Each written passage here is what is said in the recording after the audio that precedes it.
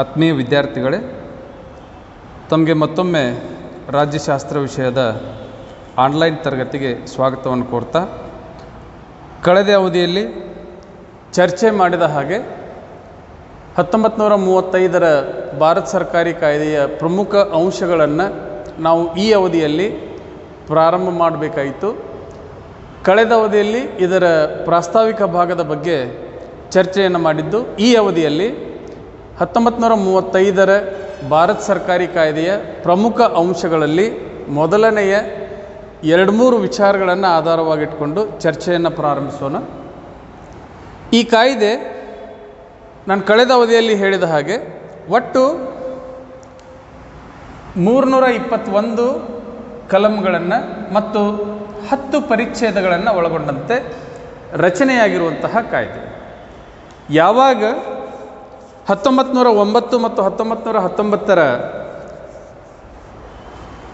Minto ಮಾರ್ಲೆ ಮತ್ತು ಮಾಂಟೆಗೊ ಚೇಮ್ಸ್ಫೋರ್ಡ್ ಕಾಯ್ದೆಗಳು ಜಾರಿಗೊಳ್ಳಲಿಕ್ಕೆ ವಿಫಲವಾದವು, ಆವಾಗ ಭಾರತೀಯರ ಬೇಡಿಕೆಯನ್ನು ಆಧಾರವಾಗಿಟ್ಕೊಂಡು 3 ದುಂಡು ಮೇಜಿನ ಪರಿಷತ್ಗಳನ್ನು ಕರೆಯುವುದರ ಮೂಲಕ ಬ್ರಿಟನ್ ಸರ್ಕಾರ ಭಾರತಕ್ಕೆ ಅನುಕೂಲವಾಗುವಂತಹ ವಿಚಾರವನ್ನು ಇಟ್ಕೊಂಡು ಈ 1935ರ ಭಾರತ ಸರ್ಕಾರಿ ಕಾಯ್ದೆಯನ್ನು ಜಾರಿಗೆ ತರಲಾಯಿತು. ಈ ಕಾಯ್ದೆಯ ಪ್ರಮುಖ ವಿಷಯಗಳು ಏನು ಅಂತ ಹೇಳಿ ಒಂದರ ನಂತರ ಒಂದನ್ನು ಚರ್ಚೆ ಮಾಡ್ತಾ ಹೋಗೋಣ. English medium students, for the reason a failure of 1909 Minto Marley and 1919 Montego Chelmsford Act in the country, accepted a 1935 Government Act of India in the place of a failure to acts of Britain Parliament in the country. The act, which is consists 321 articles and 10 schedules itself. It consists main 8 fundamental features itself. We call it as main provisions of 1935 Government Act of India. First one, the first feature or a provision of 1935 Government Act of India is establishment of federation. See, a federation which is a system. This is a governmental level. It consists 2 types of government itself. This is organization of 2 governments. One is center and second one is state government. But where in Britishman role in the country, act which is try to establishment of federation with regards of British provinces and princely states. From the time Indian British provinces are totally under the control of British administration, and the princely states which are controls under the Indian princes. From the time, the intention of the act is organization of federation with the support of a princely states and Indian British provinces in the country. This is first thing which is regarding a 1935 Government Act of India. A second one is distribution of powers. See, what is the distribution of power? How to distribute the powers to the government? They made 4 types of division of power itself. First one is federalist subject matters. That it means federalist subject matters, all powers are directly goes to the hands of a central government. A central government is the most powerful government in the country. It consists of 59 subject matters. Central government consists 59 subject matters. For example, they are main subject matters: external affairs, currency, defense, and other main important subject matters which are directly goes to the in the hands of central government. Second one, a provincial subject matters. They are that it means provincial government subject matters are a provincial list. They are 54 subject matters. like police, education and other main things which are comes under the provincial list. Third one, concurrent list. A concurrent list subject matters which are 36 subject matters, for example criminal law, civil procedure, marriage and divorce and other things. Where in central list subject matters, all 59 subject matters directly relates with the central government. It can only able or have power to execute all power itself at a central level. In provincial level, provincial list subject matters, they are 54 subject matters. They are directly relates with provincial level governments. But here these 36 subject matters which are comes under concurrent list, both center and provincial level governments are also able to utilize or execute concurrent list subject matters. But a central government which is most powerful government, that it has more power to utilize these central list concurrent list subject matters. Last one, fourth one, residuary powers, they are reserve power, they are remains with from these three above list subject matter. They are not relates with any these three subject list matters. They are separate from these three. That it means central list subject, provincial list subject and concurrent list subject. Residuary power, it means rest of all among all above the list subject matters. See, this is a power sharing between central and provincial level governments. So this is second important provision of 1935 Government Act of India. So third one we'll see after explanation of Kannada medium 1935 Bharat ಸರ್ಕಾರಿ ಕಾಯ್ದೆಯ ಬಗ್ಗೆ ನಾವು ಆಗಲೇ ಇದು 321 ಕಲಂಗಳನ್ನು 10 ಪರಿಚ್ಛೇದಗಳನ್ನು ಒಳಗೊಂಡಿತ್ತು ಅನ್ನೋದ್ರ ಬಗ್ಗೆ ನಾನು ನಿಮಗೆ ಹೇಳಿದ್ದುಂಟು. ಅದರಲ್ಲಿ ಮೊದಲನೆಯ ಪ್ರಮುಖವಾದಂಥ ಅಂಶ ಏನು ಅಂತಂದರೆ 1935 ಭಾರತ ಸರ್ಕಾರಿ ಕಾಯ್ದೆಯ ಪ್ರಮುಖ ಮೊದಲನೆಯ ಅಂಶ ಅದು ಸಂಯುಕ್ತ ಪದ್ಧತಿ. ಈ ಸಂಯುಕ್ತ ಪದ್ಧತಿ ಅಂತಂದರೆ ಇದು 2 ಸರ್ಕಾರಗಳನ್ನು ಒಳಗೊಂಡಂತೆ ರಚನೆಯಾಗಿರುವಂತಹ ಸರ್ಕಾರಿ ಪದ್ಧತಿ.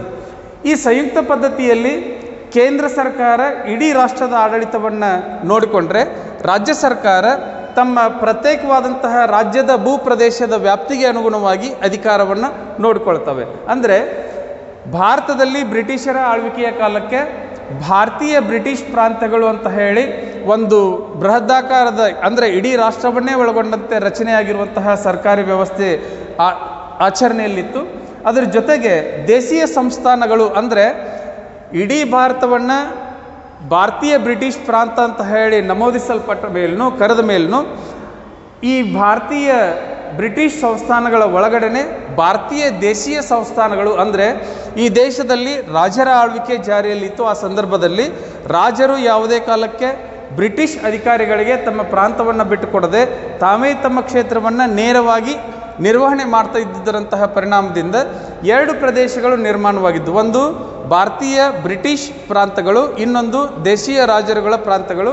ಇವು ಎರಡೂ ತಮ್ಮದೇ ಆದಂತಹ ಸರ್ಕಾರಗಳನ್ನು ಒಳಗೊಂಡಿದ್ದು, ಆ ಸರ್ಕಾರಗಳನ್ನು ಒಗ್ಗೂಡಿಸಿ ಒಂದು ಬೃಹತ್ ದೇಶವನ್ನು ನಿರ್ಮಾಣ ಮಾಡುವ ಉದ್ದೇಶದಿಂದ ಭಾರತಕ್ಕೆ ಸಂಯುಕ್ತ ಪದ್ಧತಿಯ ಸರ್ಕಾರವನ್ನು 1935 ಭಾರತೀಯ ಸರ್ಕಾರಿ ಕಾಯ್ದೆ ಸೂಚನೆ ಮಾಡಿದ್ದು. ಇದು ಒಂದನೆಯ ಮುಖ್ಯ ಅಂಶ.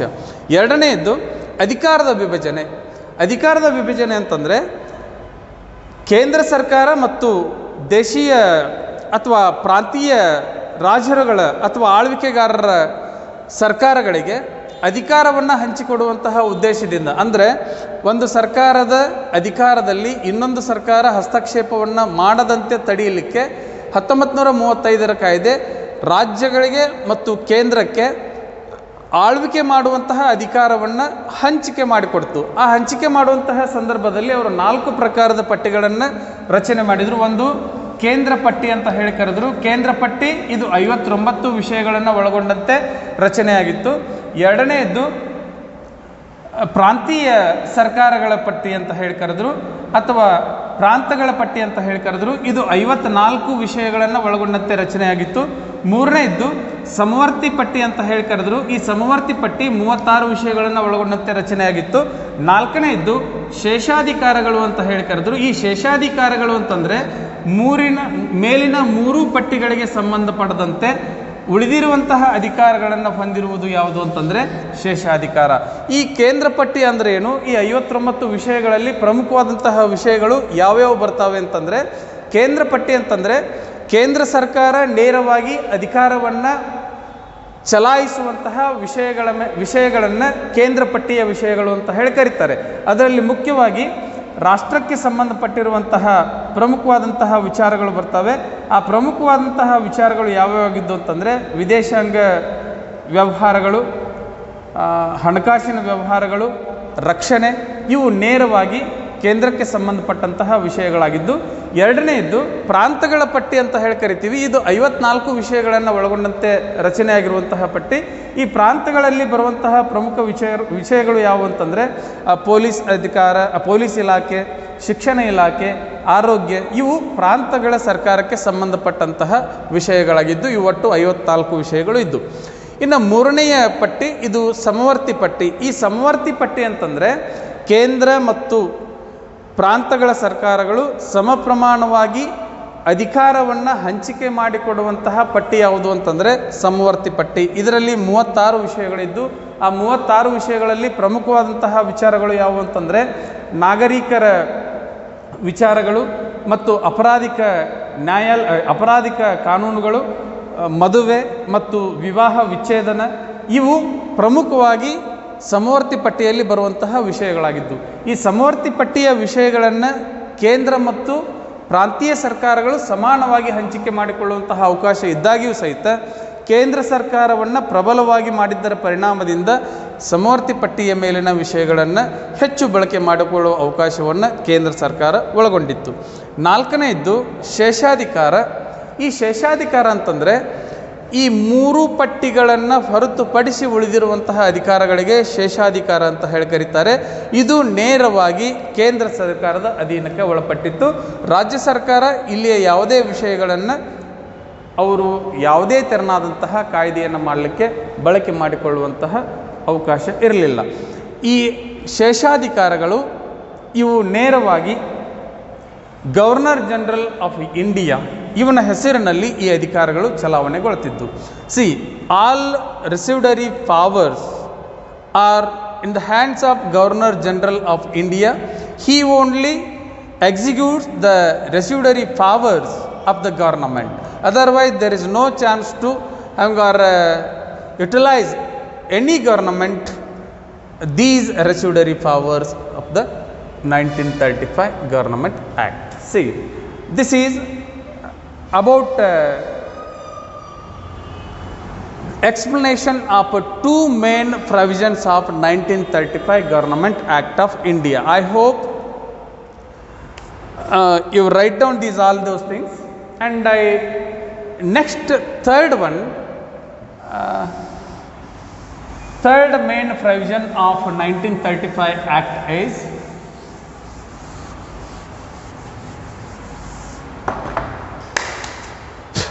diarchy at center. Third one,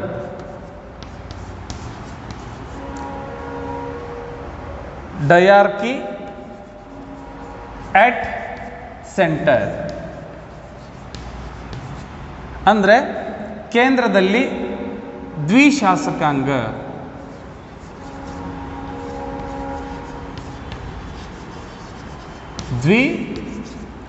ಸದನ ಅಂತ ಹೇಳೋ ಕರಿಬಹುದು ಅಥವಾ ದ್ವಿ ಸರ್ಕಾರ ಪದ್ಧತಿ ಅಂತ ಹೇಳೋ ಕರಿಬಹುದು.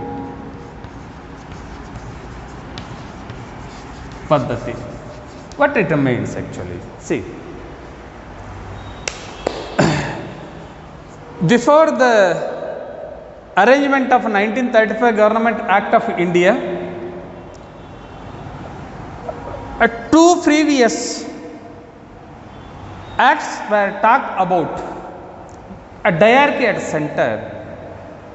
1919 Act also a pronounced diarchy or a dual government system. Again in 1935, Government Act of India also tried to establish diarchy at center. See, according to this act, all executive powers vested in the hand of Governor General. A Governor General who is the head of the administration, a British government in the country,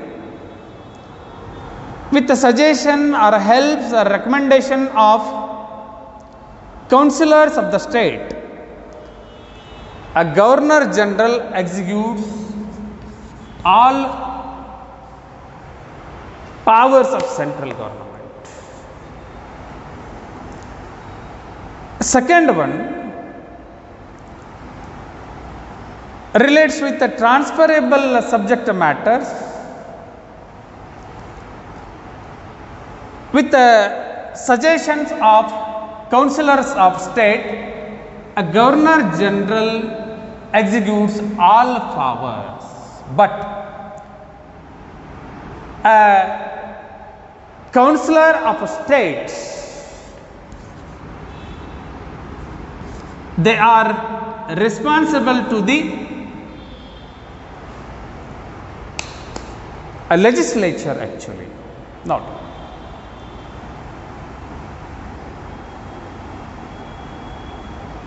The diarchy system,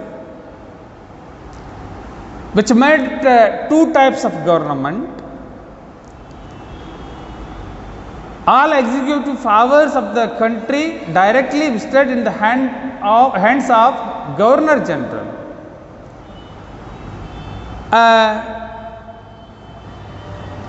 Councillors of the state, with the help of councillors, he executes all powers. And also in transferable subject matters, councillors helps to the Governor General. Councillors are direct, not executes any powers. With their helps and suggestions, Governor General can execute all powers and functions of the government. But councillors of the state, they are responsible to the legislature. See. Fourth one, federal legislature. Fourth one, federal legislature. केंद्र शासकांग आदर संयुक्त शासकांग.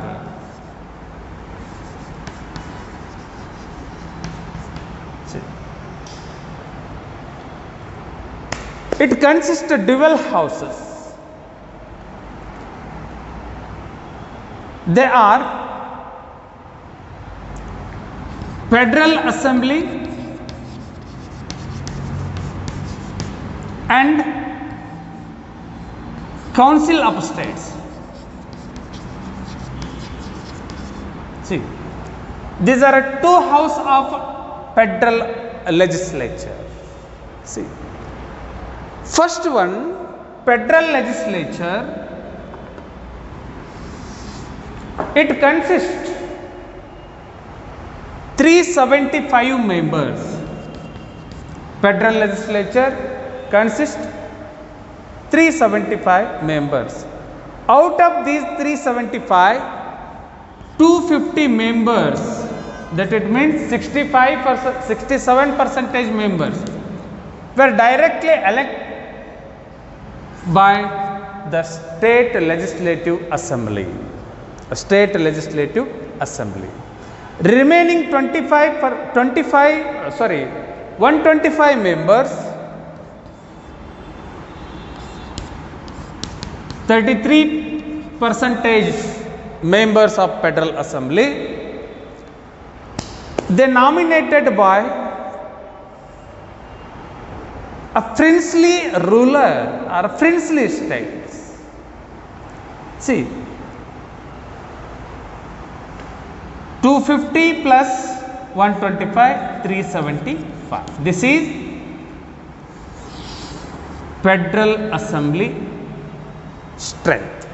Second one, Council of State. It consists 260 members.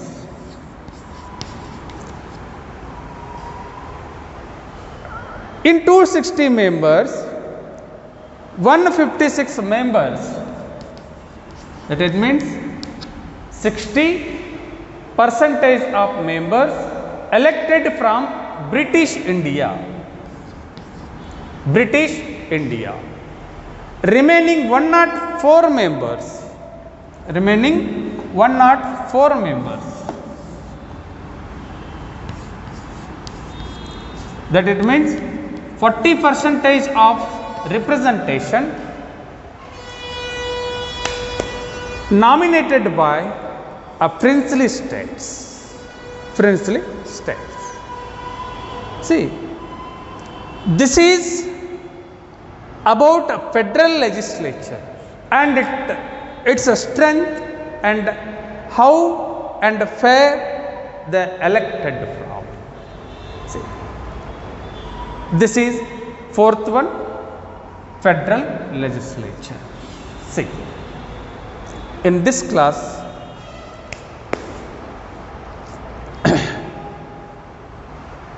we observe or we discussed 4 main provisions of 1935 Government Act of India. Next, remaining main provisions of 1935 Act will discuss in the next class. Okay? Thank you. Kannada medium ಆದವರು ಆಗಲೇ ನಿಮಗೆ ಹೇಳಿದ ಹಾಗೆ ಹಿಂದಿನ 2 ವಿಚಾರಗಳ ವಿವರಣೆಯ ನಂತರ ಮೂರನೆಯ ಪ್ರಮುಖ ಅಂಶ ಏನು ಅಂತಂದರೆ 1935ರ ಭಾರತ ಸರ್ಕಾರ ಕಾಯ್ದೆ ಇದ್ದು ಕೇಂದ್ರದಲ್ಲಿ ದ್ವಿಸರ್ಕಾರಿ ಪದ್ಧತಿ. ಅಂದರೆ ಕೇಂದ್ರ ಸರ್ಕಾರ ಅಂತ ಈಗ ಕರಿತೀವಿ, ರಾಜ್ಯ ಸರ್ಕಾರ ಅಂತ ಈಗ ಕರಿತೀವಿ. ಆಗಿನ ಕಾಲಕ್ಕೆ ಕೇಂದ್ರದಲ್ಲಿ ದ್ವಿಸರ್ಕಾರಿ ಪದ್ಧತಿ. ಅಂದರೆ ಈ ಕಾಯ್ದೆಯ ಬಗ್ಗೆ ಈ ಮೊದಲೇ 1919ರ ಕಾಯ್ದೆ ಮಾತನಾಡಿತ್ತು, ಕೇಂದ್ರದಲ್ಲಿ ದ್ವಿಸರ್ಕಾರಿ ಪದ್ಧತಿಯನ್ನು ಜಾರಿಗೆ ತರಬೇಕು ಅಂತ ಹೇಳಿ. 1935ರ ಕಾಯ್ದೆಯ ಅನ್ವಯ ಈ ವಿಷಯವನ್ನು ಅನುಷ್ಠಾನಗೊಳಿಸಲಾಯಿತು. ಕೇಂದ್ರದ ಎಲ್ಲ ಕಾರ್ಯಗಳನ್ನು ಕೌನ್ಸಿಲರ್ಗಳ ಸಹಾಯದಿಂದ ಗವರ್ನರ್ ಜನರಲ್ ಆಫ್ ಇಂಡಿಯಾ ಇವನೇ ನಡೆಸ್ತಾ ಇದ್ದ. ಬಟ್ ಅವನು ಶಾಸಕಾಂಗಕ್ಕೆ ಜವಾಬ್ದಾರನಾಗಿರಲಿಲ್ಲ. ಎರಡನೆಯ ವಿಷಯ, ವರ್ಗಾಯಿಸಿದ ವಿಷಯಗಳಿಗೆ ಸಂಬಂಧಪಟ್ಟಂತೆಯೂ ಸಹಿತ ಕೌನ್ಸಿಲರ್ಗಳ ಸಹಾಯದಿಂದ ಅವರ ಸಲಹೆಯಂತೆ ಆಡಳಿತವನ್ನು ನಡೆಸ್ತಾ ಇದ್ದ. ಆದರೆ ಅಲ್ಲಿನೂ ಸಹಿತ ಶಾಸಕಾಂಗಕ್ಕೆ ಜವಾಬ್ದಾರಿಯಾಗಿರಲಿಲ್ಲ. ಅಲ್ಲಿ ಕೌನ್ಸಿಲರ್ಗಳು ಶಾಸಕಾಂಗಕ್ಕೆ ಜವಾಬ್ದಾರಿಯಾಗಿದ್ದರು. ನಾಲ್ಕನೆಯ ಮುಖ್ಯ ಅಂಶ ಕೇಂದ್ರ ಶಾಸಕಾಂಗ, ಫೆಡರಲ್ ಅಸೆಂಬ್ಲಿ ಅಂತ ಹೇಳಿ ಕರಿತೀವಿ. ಈ ಕೇಂದ್ರ ಶಾಸಕಾಂಗ 2 ಶಾಸಕಾಂಗಗಳನ್ನು ಒಳಗೊಂಡಿತ್ತು, ಅಥವಾ ದ್ವಿಸದನ ವ್ಯವಸ್ಥೆ ಅಂತ ಹೇಳಿ ಕರಿತೀವಿ. ಆ ಸದನಗಳು ಯಾವುವು ಅಂತಂದರೆ ಸಂಯುಕ್ತ ಸಭೆ. ಎರಡನೆಯದ್ದು ರಾಜ್ಯಗಳ ಮಂಡಳಿ. ಅದರಲ್ಲಿ ಮೊದಲನೆಯದ್ದು ಸಂಯುಕ್ತ ಸಭೆ. ಇದು ಒಟ್ಟು 375 ಸದಸ್ಯರನ್ನು ಒಳಗೊಂಡಂತೆ ರಚನೆಯಾಗಿತ್ತು. ಈ 375 ಸದಸ್ಯರಲ್ಲಿ 250 ಸದಸ್ಯರು ಅಂದರೆ 67% ಸದಸ್ಯರು ವಿಧಾನಸಭೆಗಳಿಂದ ಆಯ್ಕೆಯಾಗ್ತಿದ್ರು. ಉಳಿದ 125 ಜನ ಸದಸ್ಯರು ಅಂದರೆ 33% ಸದಸ್ಯರು ರಾಜರು ದೇಶೀಯ ಸಂಸ್ಥಾನಗಳ ಆಳ್ವಿಕೆಗಾರರಿಂದ ನಾಮನಿರ್ದೇಶನಗೊಳ್ತಾ ಇದ್ರು. ಹೀಗೆ 250 + 125 375 ಜನ ಸದಸ್ಯರನ್ನು ಒಳಗೊಂಡಂತೆ ಕೇಂದ್ರ ಶಾಸಕಾಂಗದ ಸಂಯುಕ್ತ ಸಭೆ ರಚನೆಯಾಗಿತ್ತು. ಎರಡನೇದ್ದು ರಾಜ್ಯಗಳ ಮಂಡಳಿ. ಇಲ್ಲಿ ಒಟ್ಟಾರೆ 260 ಜನ ಸದಸ್ಯರಿದ್ದರು. ಈ 260 ಜನ ಸದಸ್ಯರಲ್ಲಿ 156 ಜನ ಅಂದರೆ ಪ್ರತಿಶತ 60ರಷ್ಟು ಸದಸ್ಯರನ್ನು ಯಾರು ಆಯ್ಕೆ ಮಾಡ್ತಿದ್ರು ಅಂತಂದರೆ ಬ್ರಿಟಿಷ್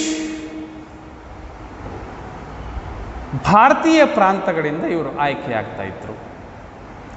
ಬ್ರಿಟಿಷ್ ಭಾರತೀಯ ಪ್ರಾಂತಗಳಿಂದ. ಇನ್ನು ಉಳಿದ 104 ಜನ ಸದಸ್ಯರು ಅಂದರೆ 40% ಸದಸ್ಯರು ಇವರು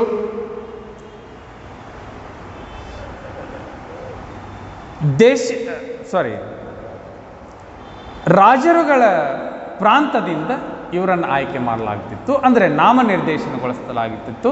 ರಾಜರೇ ಇವರನ್ನು ನಾಮನಿರ್ದೇಶನಗೊಳಿಸ್ತಾ ಇದ್ರು. ಹೀಗೆ ಒಟ್ಟು 260 ಜನರನ್ನು ಒಳಗೊಂಡಂತೆ ರಾಜ್ಯಗಳ ಮಂಡಳಿಯನ್ನು ರಚನೆ ಮಾಡಲಾಗಿತ್ತು. ಇವು ಎರಡೂ ಸದನಗಳು ಕೇಂದ್ರ ಶಾಸಕಾಂಗದ ಸದನಗಳಾಗಿತ್ತು. ಈಗ ಈ ಅವಧಿಯಲ್ಲಿ 4 ಪ್ರಮುಖ ವಿಚಾರಗಳನ್ನು ಅಂದರೆ ಆಗಲೇ ಈಗ ಮೊದಲನೆಯದ್ದು ಸಂಯುಕ್ತ ಪದ್ಧತಿ, ಎರಡನೆಯದ್ದು ಅಧಿಕಾರ ವಿಭಜನೆ, ಮೂರನೆಯದ್ದು ಕೇಂದ್ರದಲ್ಲಿ ದ್ವಿಸರ್ಕಾರ ಪದ್ಧತಿ, ನಾಲ್ಕನೆಯದ್ದು ಸಂಯುಕ್ತ ಶಾಸಕಾಂಗ ಆರ್ ಫೆಡ್ರಲ್ ಅಸೆಂಬ್ಲಿ ಅಂತ, ಫೆಡ್ರಲ್ ಲೆಜಿಸ್ಲೇಚರ್ ಅಂತ ಹೇಳಿ ಕರಿತೀವಿ ಅದನ್ನು. ಈ 4 ವಿಷಯಗಳನ್ನು ಈ ಅವಧಿಯಲ್ಲಿ ನಾವು 1935ರ ಭಾರತ ಸರ್ಕಾರಿ ಕಾಯ್ದೆಯ ಪ್ರಮುಖ ಅಂಶಗಳಾಗಿ ಇಲ್ಲಿ ಚರ್ಚೆಯನ್ನು ಮಾಡ್ತಾ ಇದ್ದೇವೆ. ಮುಂದಿನ ಮುಖ್ಯ ಅಂಶಗಳನ್ನು ಮುಂದಿನ ತರಗತಿಯಲ್ಲಿ ನಿಮ್ಮ ಜೊತೆಗೆ ಚರ್ಚೆಯನ್ನು ಮಾಡ್ತೀನಂತೇಳಿ ಹೇಳ್ತಾ, ಈ ಅವಧಿಯಲ್ಲಿ ಇಷ್ಟು ವಿಷಯಗಳನ್ನು ಚರ್ಚೆ ಮಾಡಿದ್ದರಲ್ಲಿ ಏನಾದರೂ ನಿಮಗೆ ಸಮಸ್ಯೆಗಳು ಉಂಟಾದರೆ ಅವುಗಳನ್ನು ಈ ವಿಡಿಯೋವನ್ನು ತಾವು ವೀಕ್ಷಣೆ ಮಾಡಿದ ಮೇಲೆ ನನ್ನ ಜೊತೆಗೆ ಚರ್ಚಿಸಬೇಕಂತೇಳಿ ಹೇಳ್ತಾ ಈ ತರಗತಿಯನ್ನು ಇಲ್ಲಿಗೆ ಮುಕ್ತಾಯಗೊಳಿಸ್ತಾ ಇದ್ದೇನೆ. 5ನೆಯ ಮುಖ್ಯ ಅಂಶವನ್ನು ಮುಂದಿನ ತರಗತಿಯಲ್ಲಿ ಪ್ರಾರಂಭಿಸೋಣ ಅಂತ ಹೇಳ್ತಾ ಈ ತರಗತಿಗೆ ನಾನು ವಿರಾಮವನ್ನು ಕೊಡ್ತಾ ಮುಂದಿನ ತರಗತಿಯಲ್ಲಿ ತಮ್ಮೊಂದಿಗೆ ಮತ್ತೆ ಭೇಟಿಯಾಗ್ತೇನೆ. ನಮಸ್ಕಾರ.